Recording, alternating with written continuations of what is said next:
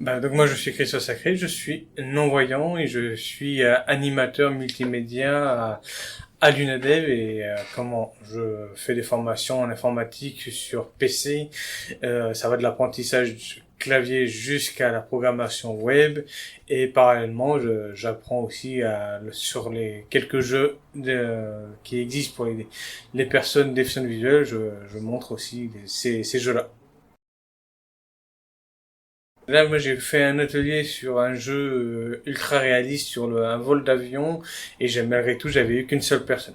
Mais voilà, après, le public de l'UNEDEV, c'est beaucoup des personnes âgées, quoi. Donc, c'est peut-être pas trop leur, euh, leur centre d'intérêt, quoi. Les jeux vidéo, c'est pas spécialement leur centre d'intérêt. Il y a que des jeunes, hein, il y a aussi. Hein. Mais le problème, c'est que nous, on intervient en journée et en semaine, et puis les plus jeunes, ben voilà, ils ont une activité professionnelle ou scolaire, et donc c'est plus compliqué de pouvoir venir à l'UNEDEV. Moi, j'ai jamais testé, mais apparemment, il existe un jeu de voiture. Il Oui. existe un jeu de conduire un métro. Là, moi, je parlais du jeu Eurofly tout à l'heure, qui est le jeu de simulation d'avion. Sur iPhone et sur PC, il existe un jeu qui s'appelle A Blind Legend, où on joue le rôle Ah d'un oui, je l'ai. chevalier non voyant.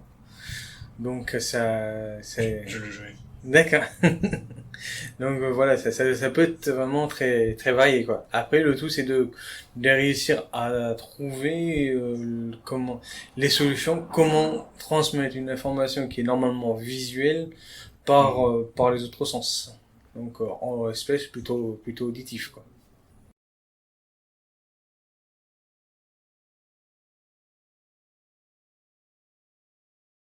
Bah là après c'est une question de repérage audio.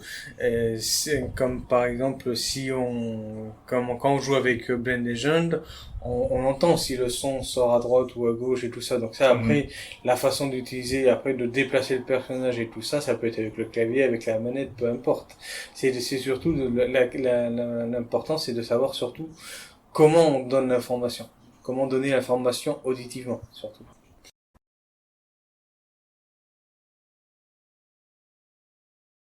C'est une question d'adaptation. On peut jouer aux jeux de société comme le Millboard, le Monopoly, tout ça, tant que c'est adapté. Mais là, c'est plutôt si c'est un jeu de société tactile qu'on Mhm. a dans les mains. Ouais. Voilà, ça peut être une adaptation au toucher par contre là. Ok. Voilà, ça peut. Si on met du braille ou si on met des petits repères tactile, voilà, ça permet de pouvoir aussi adapter, mais de façon tactile et pas audio. Mhm. Mais après, sur Internet, si vous allez sur Internet, vous auriez trouvé un truc qui s'appelle le salon de Quentin, où là, ça permet de jouer à des jeux de société de manière audio grâce aux synthèses vocales. Il y a pas d'interface graphique, Mhm.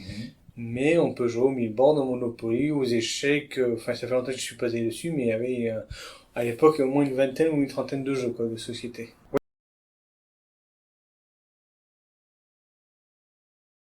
Oui, c'est ce qui permet d'appeler des bénévoles valides pour demander une information, par exemple pour lire sur un pot ou un document ou quelque chose comme ça.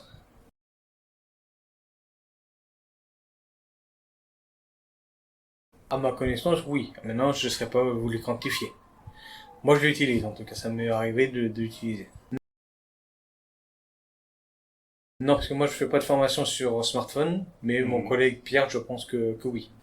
Oui, ça, on peut lui demander ce qu'on veut à la personne. Après, vu qu'elle est, elle a un visuel par par la caméra du smartphone, Mhm. après, on peut lui demander ce qu'on veut, quoi. Après, le tout, c'est d'arriver à lui montrer ce qu'on veut lui demander comme information.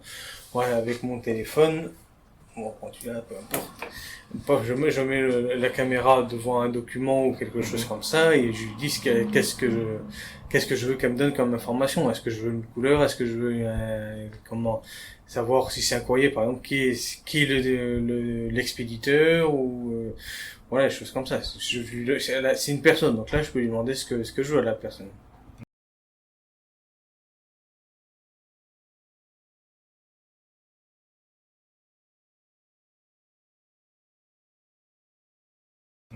C'est pareil, hein. Après, moi qui ai vu, je sais ce que c'est le bleu, je sais ce que c'est le vert et tout ça, mais une personne qui est non-voyante de naissance, par contre, on lui dit vert, on lui dit rouge et tout ça, mais pour lui, ça n'a pas de, ouais, là, il ne sait pas à quoi ça ressemble réellement, quoi. Mhm. On peut toujours lui dire une tomate c'est rouge, mais il sait pas ce que c'est le rouge. Après, vous pouvez toujours tester le jeu Eurofly, hein, sur l'ordinateur, c'est gratuit. Par contre, faut que vous arriviez à trouver le patch français. Sinon, c'est en anglais, mais vous verrez que le jeu en lui-même, il est bon, purement auditif, mais il est ultra réaliste au niveau des sons d'avion et tout ça, les manipulations à faire et tout ça, c'est vraiment très complet.